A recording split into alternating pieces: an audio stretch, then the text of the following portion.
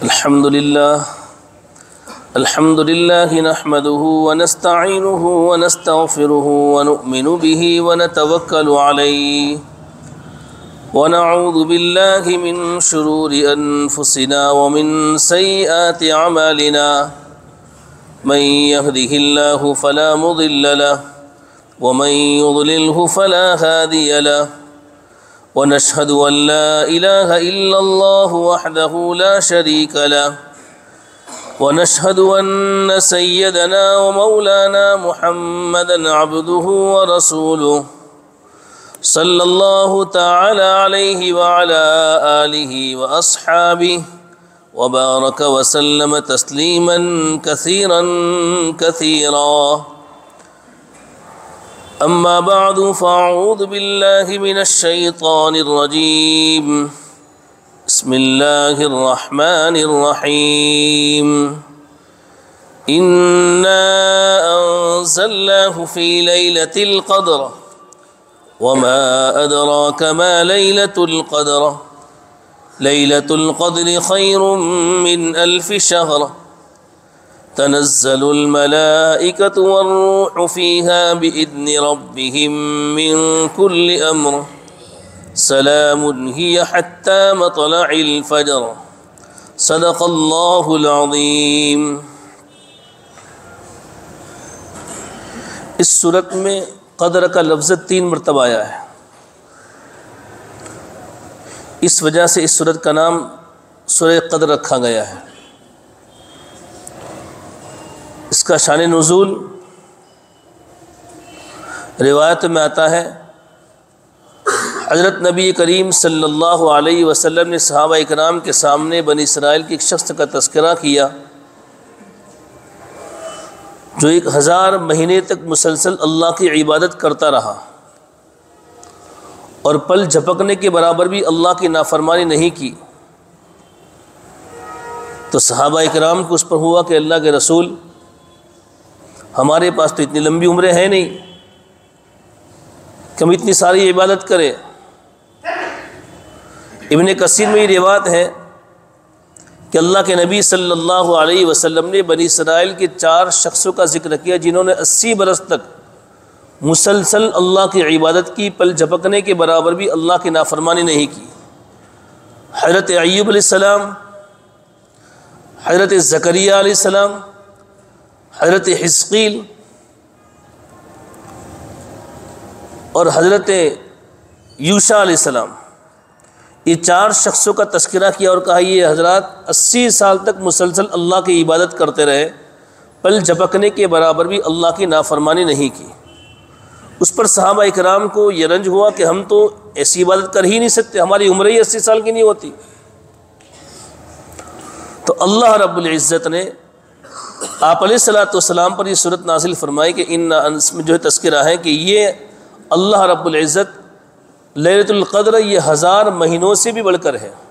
1000 مہینے تقریباً جو ہوتے 83 سال 4 ماہ کے برابر ہوتے. دوسرا شان نزول یہ لکھا ہے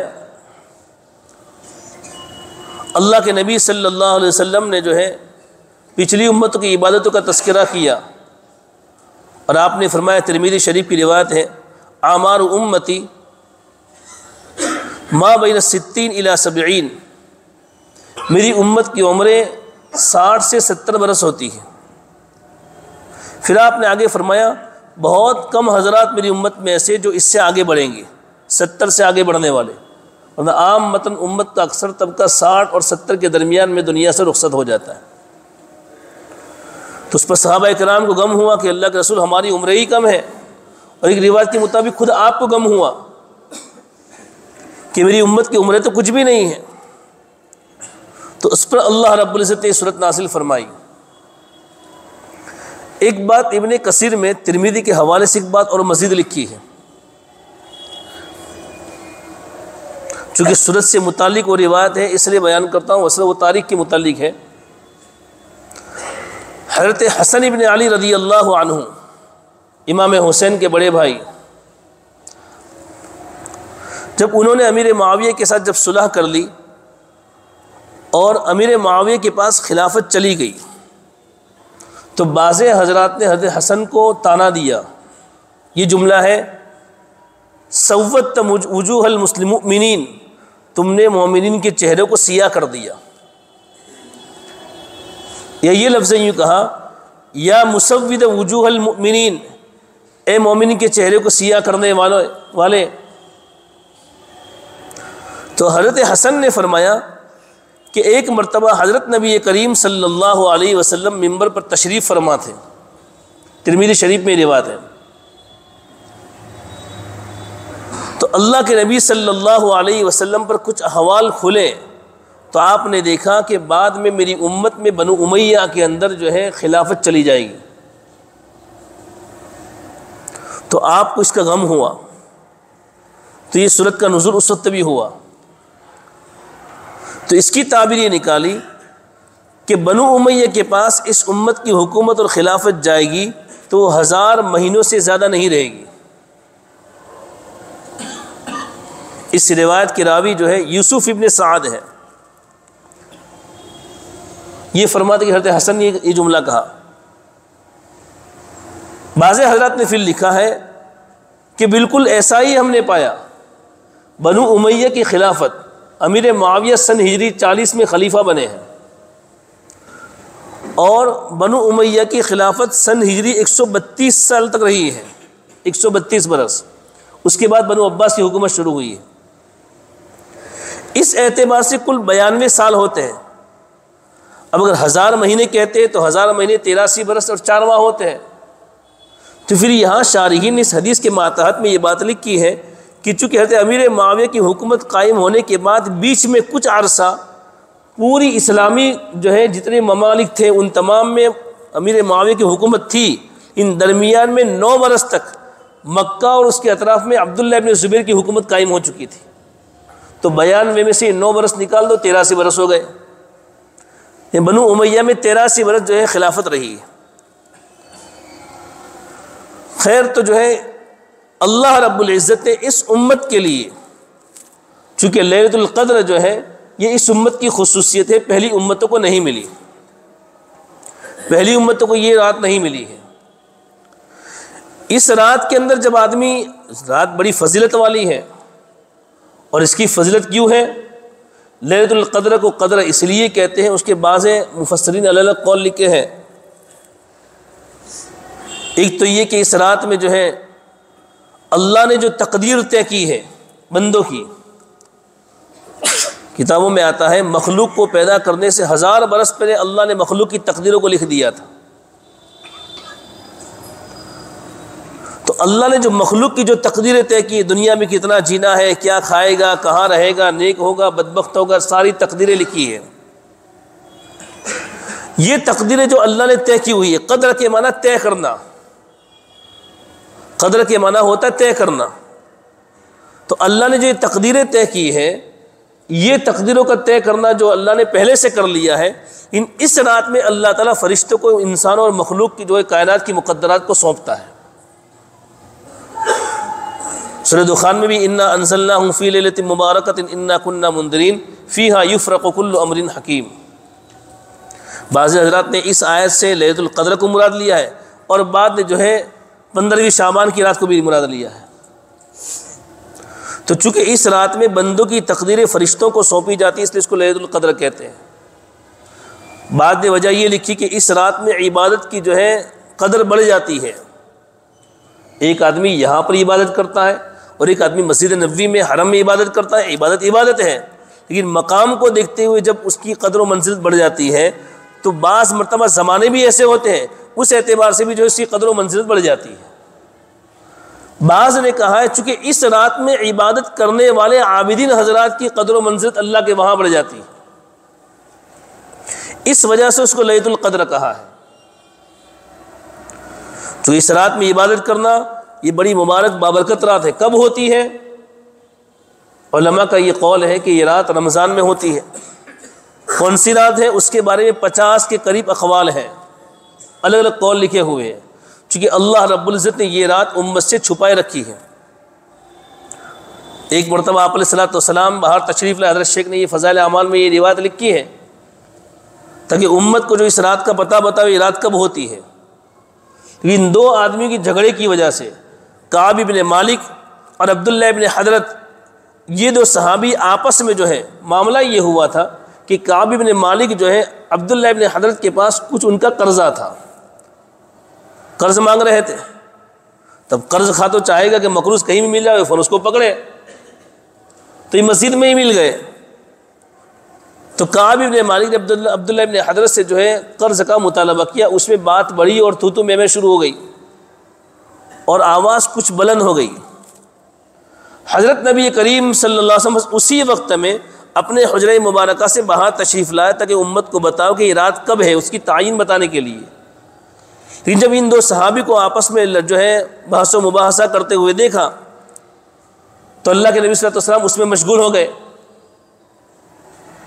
اور آپ نے دونوں صحابہ سے اشارے سے کہا، کعب سے کہا کعب اپنا جو قرضہ تھوڑا کچھ کم کر دو، یعنی آدھا کر دو۔ تو حضرت کعب نے کہا اللہ کا رسول آپ نے فرمایا لیا تھا میں نے آدھا قرضہ معاف کر دیا۔ تو آپ نے عبداللہ ابن حضرت سے کہا بھائی آدھا قرضہ جو باقی ہے وہ ادا کر دو۔ بہرحال ایک عام ہم سب کا تجربہ ہوتا ہے، کبھی آدمی بازار میں کسی کام کے لیے نکلتا ہے اور کوئی دوسرا کا مسئلہ پیش آ جاتا ہے تو جس کام کے لیے نکلا وہ بھول جاتا ہے۔ تو یہاں بھی آپ علیہ الصلوۃ والسلام جس چیز کو بتلانے کے لیے وہ چیز بھول گئے، وہ چیز بھول گئے آپ۔ تو گویا معلوم ہوا کہ اللہ کے نبی علیہ الصلوۃ والسلام بشر ہیں، آپ انسان ہیں، آپ سے بھی بھول ہو سکتی ہے۔ دوسرا پھر آپ کو بعد میں معلوم نہیں ہوا کہ لیلۃ القدر کب ہے، تعین اڑ گئی اس کی، آپ عالم الغیب بھی نہیں ہیں، ورنہ آپ جانتے کہ جو ہے لیلۃ القدر کب ہے، آئندہ کب آنے والی ہے۔ اس کی تعین اٹھا لی گئی، یہ رات نہیں اٹھا لی گئی۔ شیعہ حضرات یہ کہتے ہیں اس رات کو ہی اٹھا لیا گیا ہے، لیکن یہ رات چونکہ بعد میں اسی روایت میں اللہ کے نبی فرماتے ہیں اب اس رات کو جو ہے 25ویں میں 23ویں میں 25ویں میں 27ویں رات میں تلاش کرو، تو معلوم ہوا رات کی تعین اٹھا لی گئی ہے، نفس رات کو اٹھانے لی گئی۔ آج بھی یہ رات اللہ نے امت کو دی ہوئی ہے۔ اس رات میں عبادت کا کرنا اور عبادت کی توفیق کا مل جانا بہت بڑی چیز ہے۔ روایتوں میں آتا ہے جو اس رات کی عبادت سے محروم ہو گیا وہ ساری خیر سے محروم ہو گیا۔ اور یہ ایک بات عجیب و غریب محدثین نے لکھی ہے، دوسری راتوں میں عبادت کرنے کے بارے میں لفظ ہے، جیسے ترغیب و ترہیب کی روایت ہے من احیا اللیالی الخمس وجبت لہ الجنہ، جو آدمی 5 راتوں کو زندہ کرتا ہے یعنی اس کو پوری عبادت سے پوری رات آباد کر دیتا ہے اس کے لیے جنت واجب ہو جاتی ہے۔ لیلۃ الترویہ ولیلۃ عرفہ ولیلۃ النحر ولیلۃ الفطر ولیلۃ النصف من شعبان، اللہ کے نبی نے 5 راتیں گنوا کہ جو آدمی 5 راتوں میں عبادت کرتا رہتا ہے تو اس کے لیے جنت واجب ہو جاتی ہے۔ ایک 8ویں ذی الحجہ کی رات، ایک 9ویں ذی الحجہ کی رات، اور ایک 10ویں ذی الحجہ بقرعید کی رات، چوتھا عید الفطر کی رات، اور 5واں 15ویں شعبان کی رات۔ ان راتوں کے بارے میں حدیث میں لفظ ہے احیاء کا لفظ ہے من احیا اللیالی الخمس، اور لیلۃ القدر کے بارے میں اور رمضان کی راتوں کے بارے میں آپ نے یہ فرمایا من قام رمضان، جو آدمی رمضان میں کھڑا ہوا، من قام لیلۃ القدر، جو لیلۃ القدر میں کھڑا ہوا، وہاں قام کا لفظ ہے وہاں احیاء کا لفظ نہیں ہے۔ تو محدثین نے لکھا ہے ان راتوں میں نفس قیام مقصود ہے، اگر آدمی نے صرف 2 رکعت بھی پڑھی تو وہ جو ہے اس فضیلت کا مستحق ہو جائے گا۔ دوسری راتوں میں پوری رات جگنے پر ہے، ان رمضان کی راتوں میں اور لیلۃ القدر میں صرف آدمی 2 رکعت بھی پڑھ لے۔ اب ہمارے وہاں عامةً کیا ہوتا ہے، ہم لوگ عشاء کے بعد جو تراویح پڑھی، تراویح پڑھنے کے بعد گھر جائیں گے، تھوڑے فریش ہوں گے، اس کے بعد جو ہے اب وہاں تو کیا ہوتا ہے پیٹ بھر کے کھانا کھایا ہو جس سے آدمی کو سستی محسوس ہوتی ہے، آدھے گھنٹے میں تھکن محسوس ہو جاتی ہے اور سونا شروع کر دیتا ہے۔ حالانکہ یہ رات جب افطار کر لیا مغرب سے رات شروع ہو چکی ہے، اور عامةً مغرب سے عشاء کے درمیان کا جو وقت ہے وہ نشاط کا وقت ہے۔ ہم وہ وقت جو ہے بازاروں میں ادھر ادھر کی جو ہے باتوں میں گما دیتے ہیں، حالانکہ وہ بھی لیلۃ القدر کا حصہ ہے۔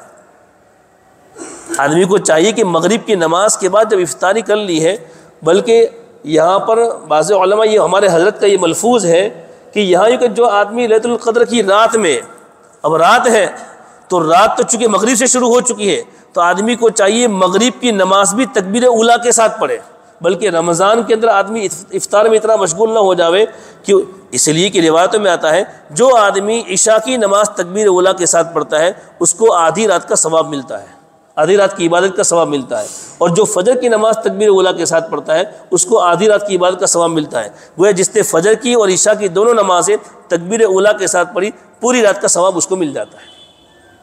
سے جو کمزور حضرات ہیں، جو بیمار ہیں، جن کی مشغولیاں زیادہ ہیں، ان کو تو بالخصوص چاہیے کہ لیلۃ القدر وغیرہ جب عبادت نہ کر سکتے تو کم از کم اتنا کر لیں کہ عشاء کی نماز اور جو ہے فجر کی نماز کو تکبیر اولیٰ کے ساتھ پڑھ لیں۔ بلکہ ہمیں اہتمام یہ کرنا چاہیے کہ روزانہ پورا سال اس بات کا اہتمام کرے کہ عشاء کی نماز اور فجر کی نماز کو تکبیر اولیٰ کے ساتھ پڑھیں، تاکہ ہم اگر مصلی پر نہ کھڑے ہو سکتے ہو تب بھی اللہ کے وہاں ہمارے لیے عبادت کا ثواب لکھا جاوے۔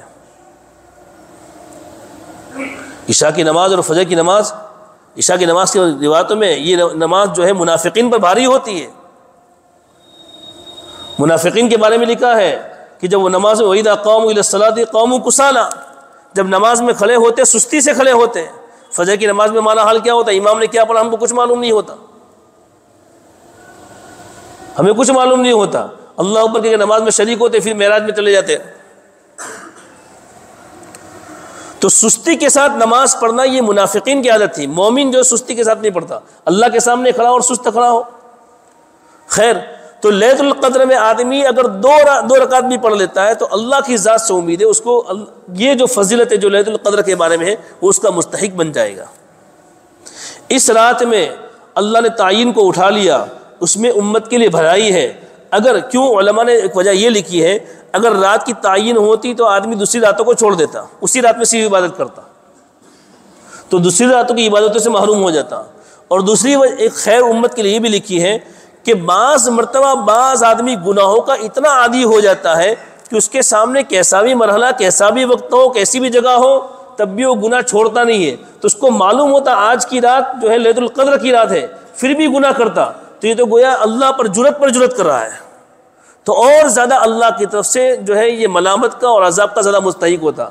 تو اب یہ اگر آدمی لیلۃ القدر میں کوئی گناہ اس سے ہو بھی جاتا ہے تو گویا یوں سمجھا جائے گا اس نے بے خبری کے عالم میں گناہ کیا، اس کو کیا معلوم تھا یہ لیلۃ القدر ہے۔ اب بعض مرتبہ آدمی پھر اعتراض یہ کرتا ہے کہ اگر ہمارے یہاں 23 کی لیلۃ القدر ہے تو آج کی رات تو مکہ میں تو 24 کی ہے، تب کیا کریں گے؟ شریعت مطہرہ نے ہم کو جو مکلف بنائے اس اعتبار سے، ہم یہاں رہتے ہیں تو یہاں کے اعتبار سے اعتبار ہوگا۔ کبھی یوں نہیں ہوتا کہ بھئی ہمارے یہاں تو ظہر کا وقت ہو چکا ہے، مکہ میں ظہر کا وقت نہیں ہوا تو ہم کی نماز پڑھے بھی، کبھی آدمی یہ تو کہتا نہیں ہے۔ وہ وہاں کے اعتبار سے اللہ نے احکامات رکھے، یہاں کے اعتبار سے احکامات رکھے۔ شریعت مطہرہ میں جو ہے سختیاں نہیں ہے، پابندیاں زیادہ نہیں ہے۔ شریعت نے امت مسلمہ کو، امت کو، انسانوں کو جہاں تک ہو سکے وہاں تک جو ہے ان کے لیے آسانیاں رکھی ہیں۔ دوسری فضیلت یہ ہے اس رات کی، اس رات میں قرآن مقدس جو ہے لوح محفوظ سے سمائے دنیا پر اترا ہے۔ حضرت شیخ نے جیسے لکھا ہے فضائل میں جو ہے کہ رمضان مبارک میں اللہ نے اکثر اپنی کتاب رمضان مبارک میں نازل فرمائی ہے۔ 3 رمضان کو حضرت ابراہیم علیہ السلام پر اللہ نے صحیفے نازل فرمائے۔ 6 رمضان کو تورات جو ہے حضرت موسیٰ علیہ السلام پر نازل ہوئی۔ 13 رمضان کو حضرت عیسیٰ علیہ السلام پر انجیل نازل ہوئی۔ 18 رمضان کو حضرت داؤد علیہ السلام پر زبور نازل ہوئی۔ اور 24 رمضان کو جو لیلۃ القدر کی رات تھی اس رات میں اللہ رب العزت نے قرآن مقدس لوح محفوظ سے سمائے دنیا پر نازل فرمایا۔ پھر وہاں سے وقتاً فوقتاً حالات اور تقاضے کے اعتبار سے اللہ کے نبی صلی اللہ علیہ وسلم پر قرآن اترتا رہا، اور جو ہے 22 سال سے زیادہ کے عرصے میں جو قرآن آپ علیہ السلام پر اترا ہے۔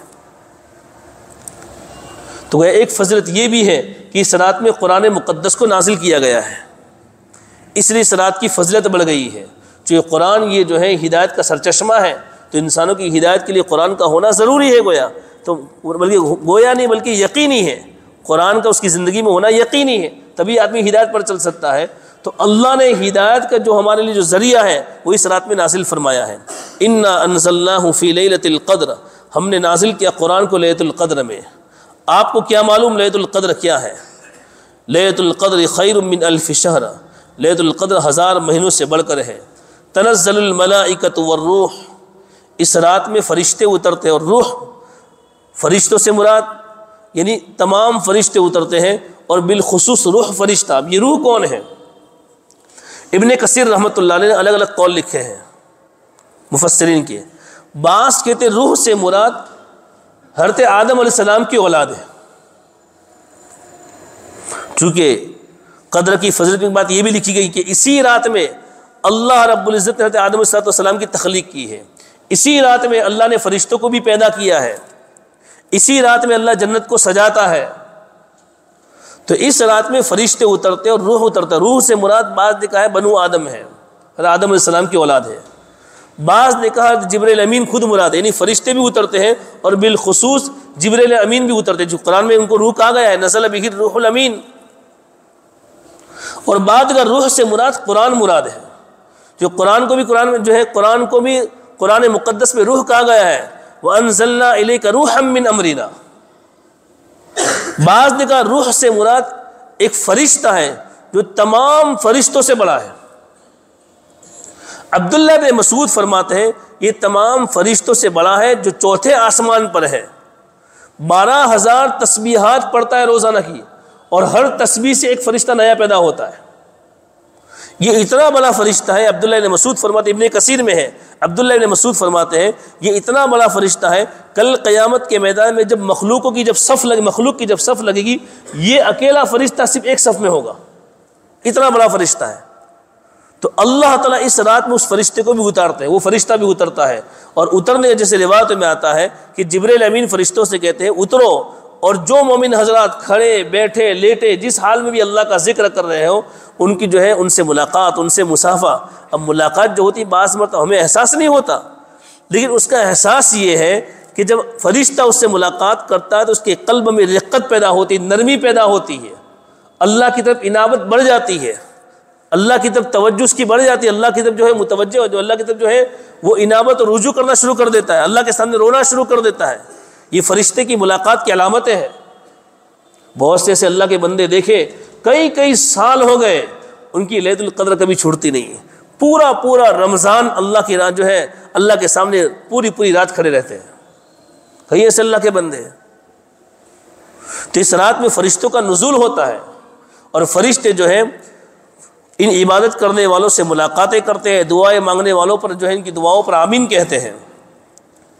تنزل الملائکۃ والروح فیہا بإذن ربہم من کل امر سلام ہی حتی مطلع الفجر. سلام، یہ رات سراپا سلامتی والی ہے. ابن کثیر نے بات لکھی، یعنی اس رات میں کوئی برائی نازل نہیں ہوتی، کوئی برائی وجود میں نہیں آتی ہے، بلکہ سراپا سلامتی ہے. اور یہ رات ایسا نہیں ہے کہ کوئی رات کا کوئی مخصوص حصہ ہو، صرف مغرب بعد کا وقت ہو یا جو ہے سحری کا وقت ہو، تہجد کا وقت ہو، بلکہ پوری رات یہ فضیلت باقی رہتی ہے. پوری رات میں آدمی جب بھی عبادت کرتا ہے وہ گویا ان فضیلتوں کا مستحق بن جاتا ہے. اللہ تعالیٰ ہمیں یہ نعمت عطا فرماوے، ان نعمتوں کی قدردانی کی توفیق عطا فرماوے. اب ایک بات یہ کہنے بیچ میں قدر کا تذکرہ آیا کہ اللہ تعالیٰ فرشتوں کی جو ہے فرشتوں کو جو ہے مقدرات سونپ دیتا ہے. گزشتہ تفسیر میں جو ہے ایک بات آئی تھی، اس پر ایک صاحب نے جو ہے مجھے سوال کیا تھا. اگر سوال کوئی کرنا چاہے، کوئی باتیں ہوتی جو سمجھ میں نہ آوے تو آدمی لکھ کر مجھے سوال پہنچا سکتا ہے، اور ہر سوال کا جواب دینا ضروری بھی نہیں ہوتا.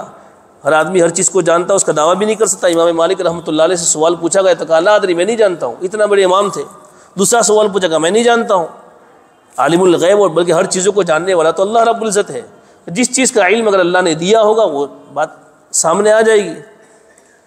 لیکن تحریراً یا لکھ کر سوال ہو تو انہوں نے پہلا سوال تو مجھے یہ پوچھا تھا، جب میں نے سوچا کہ یہ سوال سب کے سامنے آ جاوے کہ 73 فرقے ہیں. جو گزشتہ تفسیر میں آیا کہ اس امت میں 73 فرقے ہیں، ایک فرقہ جنت میں جائے گا، 72 فرقے جہنم میں جائیں گے.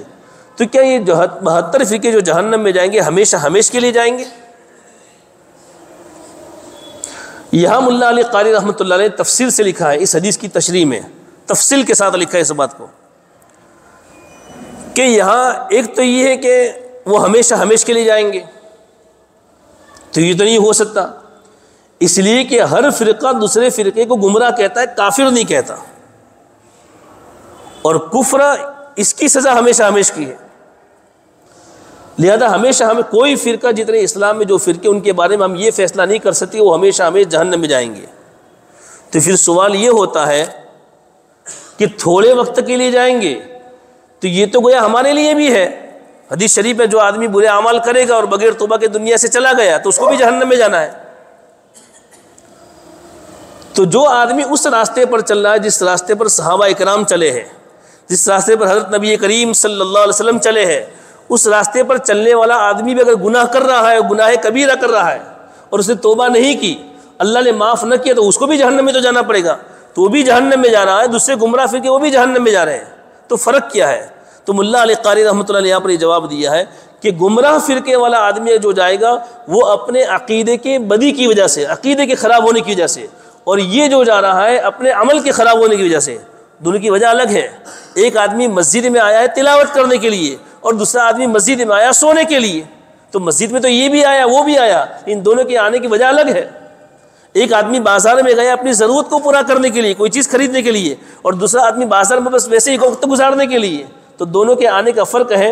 بس یہی حال یہاں پر بھی ہے کہ گمراہ عقیدے والا آدمی جہنم میں جائے گا اپنے عقیدے کے غلط ہونے کی وجہ سے، اور یہ آدمی جہنم میں جائے گا اپنے عمل کے غلط ہونے کی وجہ سے. جب دونوں کی وجہ الگ ہے تو دونوں کا نظام بھی الگ ہوگا. جیسے کل قیامت جب جہنم میں جہنمی جائیں گے تو کفار بھی جائیں گے اور مومنین بھی بعض جو اپنے گناہوں کی بدولت جہنم میں جائیں گے. دونوں کے عذاب میں فرق ہے. کفار کو جو عذاب دے گا وَلَهُمْ عَذَابٌ مُهِينٌ، ان کو جو عذاب ملے گا وہ توہین والا، ان کی ذلت کی جاوے، ان کو ذلیل کیا جاوے، ان کی انسلٹ کی جاوے، ایسا عذاب ملے گا. اور مسلمان کو جو عذاب ہوگا وہ عذاب تطہیر ہوگا، یعنی ان کو گناہوں سے پاک کرنے کے لیے، ان کو گناہوں سے پاک کرنے کے لیے جو ہے جہنم میں بھیجا جائے گا. تو ان کا عذاب جو ذلت والا نہیں ہوگا بلکہ ان کو صرف پاک کرنا مقصود ہوگا. اور یہاں جو عذاب ہے وہ عذاب مہین ہوگا. دوسرا سوال یہ کہ تقدیر کے بارے میں، تقدیر کیا ہے؟ دیکھو تقدیر کے بارے میں بڑی بحثیں ہے. یہ میں نے اس سے پہلے بتا بھی دیا تھا. حضرت علی سے کسی نے پوچھا کہ تقدیر کیا ہے، تو آپ نے فرمایا طریق مظلم فلا تسلکہ، یہ بالکل اندھیرا راستہ ہے، اس پر مت چلو، اس پر مت چلو. اس نے پھر پوچھا تو کہا بحر عمیق فلا تلجہ، بہت گہرا سمندر ہے، ڈبکی مت لگاؤ ورنہ نکل نہیں پاؤں گے. پھر سے جب تیسری مرتبہ پوچھا تو حضرت علی نے یوں کہا کہ یہ اللہ کا راز ہے، اللہ کا بھید ہے. جب اللہ نے اس کو چھپایا زیادہ کرے دو مت. عام متن آدمی ایمان والے کے لیے تقدیر کا عقیدہ بہت بڑی چیز ہے. بھائی جو مقدر میں تھا وہ ہوا، تو آدمی کا آدھا غم وہی ختم ہو جاتا ہے. یہ ہمارا جو عقیدہ ہے کہ میں ایمان لائے اچھی بری تقدیر پر، تو جب آدمی کے ساتھ کوئی برا معاملہ ہوتا ہے خیر مقدر میں تھا اس لیے ہوا، بس آدمی جملہ کہتا ہے تو وہی اس کا آدھا غم تو وہی ختم ہو جاتا ہے. تو اللہ نے عقیدہ ہمیں دیا ہے اور بہترین عقیدہ ہے. لیکن زیادہ جب آدمی قریدتا ہے، جیسے مشکاۃ شریف کی روایت میں کبھی شیطان آ کر وسوسہ ڈالتا ہے کہ اللہ کی مخلوق میں غور و فکر کرے، اللہ نے یہ بنایا یہ بنایا یہ بنایا. پھر شیطان چلاتے چلاتے آخر میں کہ اتنا بڑا جو ہے، اتنی بڑی دنیا کس نے بنائی کہ اللہ نے بنائی، اتنا بڑا آسمان کس نے بنایا اللہ نے بنایا، کائنات تو کس نے بنایا اللہ نے بنایا، تو اللہ کو کس نے بنایا؟ شیطان سے لہا کے کھڑا کر دیتا ہے. تو پھر آدمی سوچتا ہے اللہ کب سے ہے، لیکن اللہ تو وراء الارواح ہے. اللہ جو ہے اوقات زمانے کے ساتھ، اللہ جگہ کے ساتھ، کسی چیز کے ساتھ خاص نہیں ہے. زمانہ بھی اللہ نے بنایا ہے، تم کہاں سے زمانہ طے کریں گے؟ جگہیں بھی اللہ نے بنائی تو کون سی جگہ ہم طے کریں گے؟ ساری چیزوں کا خالق اللہ ہے. تو شریعت مطہرہ نے تقدیر کے سلسلے میں یہ کہا ہے، لہذا آدمی کا بس یہ ہو کہ جو اچھا یا جو برا ہو رہا ہے یہ اللہ کے طے کرنے سے ہو رہا ہے، کسی اور کے طے کرنے سے کچھ ہوتا نہیں ہے. اللہ میں ایمان کی حقیقت سے مالا مال فرماوے. سبحان اللہ بحمدہ، سبحان اللہ العظیم، سبحانک اللہم وبحمدک، نشہد ان لا الہ الا انت، نستغفرک ونتوب الیک. سبحان من احصى كل شيء عددا، سبحان من خلق السماوات والارض، سبحان ذي الجلال والاکرام. الحمد لله رب العالمين، الحمد لله الذي خلق السماوات والارض وجعل الظلمات والنور. اللهم لك الحمد كله ولك الشكر كله ولك الخلق كله بيدك الخير كله وإليك يرجع الأمر كله. الحمد لله رب العالمين. اللهم صل على محمد وعلى آل محمد كما صليت على إبراهيم وعلى آل إبراهيم إنك حميد مجيد. اللهم بارك على محمد وعلى آل محمد كما باركت على إبراهيم وعلى آل إبراهيم إنك حميد مجيد. اللهم صل على محمد بعدد من صلى عليه وصل على محمد بعدد من لم يصل عليه. اللهم صل على محمد بعدد ما تحب وترضى يا كريم. ربنا ظلمنا أنفسنا وإن لم تغفر لنا وترحمنا لنكونن من الخاسرين. ربنا آتنا في الدنيا حسنة وفي الآخرة حسنة وقنا عذاب النار. اللهم طهر قلوبنا عن غيرك ونور قلوبنا بنور معرفتك. ربنا لا تزغ قلوبنا بعد إذ هديتنا وهب لنا من لدنك رحمة إنك أنت الوهاب. یا اللہ ہمارے گناہوں کو معاف فرما، ہماری خطاؤں سے درگزر فرما، سیئات کو حسنات سے مبدل فرما، سیئات کو حسنات سے مبدل فرما، سیئات کو حسنات سے مبدل فرما. اپنی معرفت و محبت کے انوار سے ہمارے قلوب کو منور فرما، اپنی یاد سے ہمارے دلوں کو تازہ فرما. دوام ذکر دوام طاعت کی توفیق سے مالا مال فرما، دوام ذکر دوام طاعت کی توفیق سے مالا مال فرما. دجال کی فتنے سے، ہر زندہ مردے کی فتنے سے ہماری حفاظت فرما، ہر ظاہری باطنی فتنے سے ہماری حفاظت فرما. اپنا عشق حقیقی نصیب فرما. حضرت نبی کریم صلی اللہ علیہ وسلم کا سچا پکا اتباع نصیب فرما.